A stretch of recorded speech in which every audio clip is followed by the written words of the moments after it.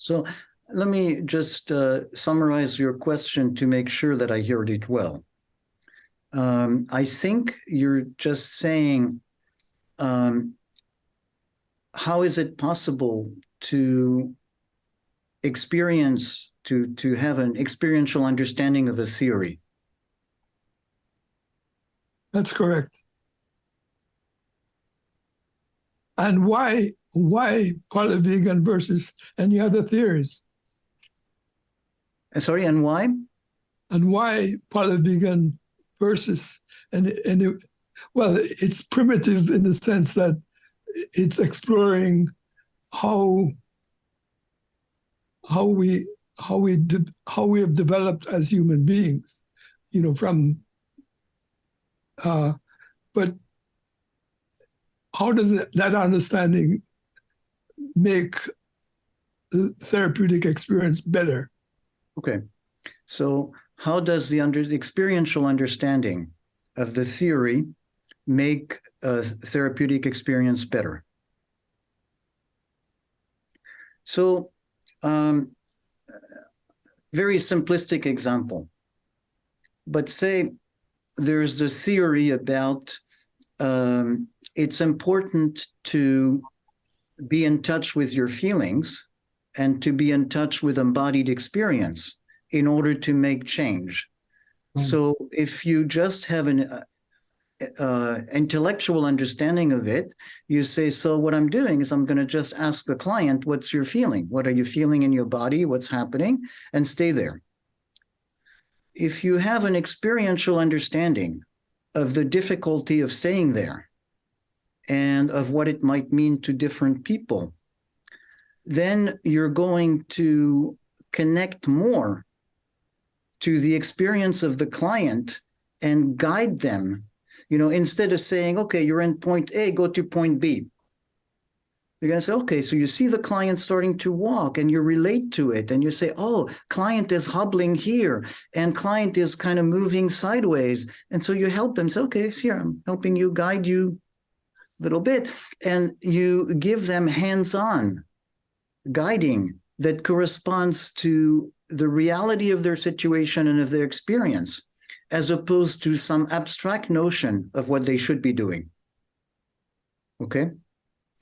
And I want to go a little more to say, like I describe the situation, I use that cartoon, and that cartoon, you could say, allowed us to talk about the practicality of how to deal with feelings and things like that. But really, you could think of that cartoon as something different, as an entry point into philosophy or into spirituality or into sociology. And I'm going to explain a little bit why. Philosophically, what happens when you ask somebody or you just ask yourself, what's my relationship to my experience? You're reacting in a universe where mind and body are separate entities, and where the basic assumption, the model, is that the mind governs the body. Just like sociologically, that notion evolved, some say, in ancient Rome, where an owner could do whatever they wanted with a slave. So that concept became the owner is the soul, the mind, and the body is the slave. Okay? But it's an abstract concept. It doesn't mean anything. It's not real. You don't have a separate mind and a separate body. So we don't have language that captures what it's like to be a whole organism, to be an embodied mind. And so we keep referring to it and saying, how does your mind control your body? Okay?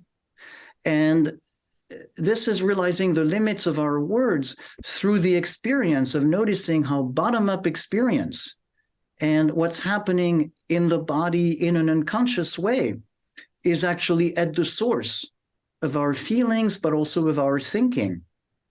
And as we become more aware of it by living it, then we're able to see it more in our clients. And we're not reasoning from the place of, I'm like the mind controlling my client, but there's something, I'm dancing in the interaction.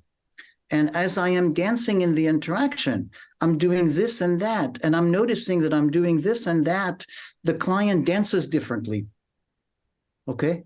And so what it is instead of saying, well, the theory or the philosophy is interaction, the process group is a place where you practice what it's like to live in interaction and to be able to influence the interaction from a place that's not the dichotomy of there's the actor and the acted upon.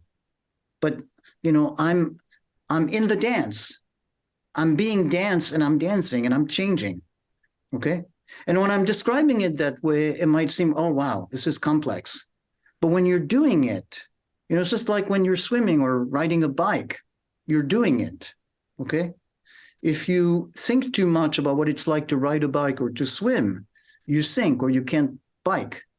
So this is something that you learn by doing it, that you practice by doing it. And then you discover that you already know a lot about it.